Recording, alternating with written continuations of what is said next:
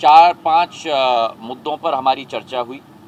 एक तो गजराजे medical college जो सिंधिया परिवार के द्वारा स्थापित एक स्तंभ है ग्वालियर के लिए, इसके आधुनिकीकरण के लिए मुख्यमंत्री जी का इतना बड़ा दिल और इतना उद्गार रहा है कि उन्होंने एक 800 करोड़ से 1000 करोड़ की निधि इसकी आधुनिकीकरण और आधुनिकीकरण के लिए बनाई है।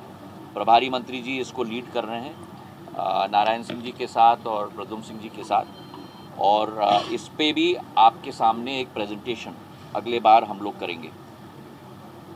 इसी के साथ ISBT पर भी हमारी चर्चा हुई कि इसका इनॉग्रेशन तो हो गया है, अब वहाँ बसेस कब जाएंगी। तो 1 अक्टूबर को डिविजनल कमिश्नर के द्वारा सुनवाई होगी बस परमिट देने के लिए, और नवंबर के पहले हफ्ते तक मुरैना और भिंड के बसेस को हम लोग वहाँ पूर्ण रूप से स्थापित करने का कार्य करेंगे। तो मुरैना और भिंड के बसेस वहीं से जाएंगी। और आखिरी बात जो नारायण सिंह जी ने उठाई थी सब्ज़ी मंडी की, उस पर भी हम लोग चर्चा कर रहे हैं कि सब्ज़ी मंडी को हम लोग किस तरीके से आधुनिक बनाएं और कहाँ हम लोग बनाएं, इस पर भी हमारी चर्चा हुई है। और आखिरी बात रोड्स की, क्योंकि सड़कों की स्थिति वाकई में बदहल है और धूल, मैं कल नारायण सिंह जी के साथ मैं प्रवास पे गया था, एक कोने में है।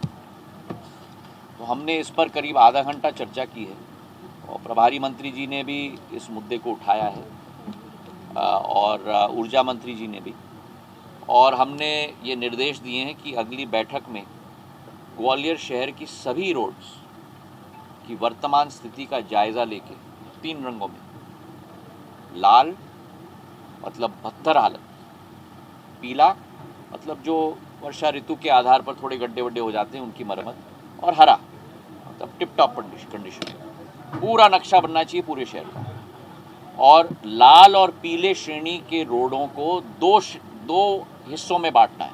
एक जहां सुएज और पानी की पाइपलाइन की प्रॉब्लम है जिसकी वजह से वहां कठिनाई है, और दूसरा जहां सुएज और पानी की पाइपलाइन की प्रॉब्लम नहीं है लेकिन फिर भी बदतर हालत है। तो तीव्र गति पर द्वितीय श्रेणी पर हम लोग जल्द से जल्द कार्य कर सकते हैं।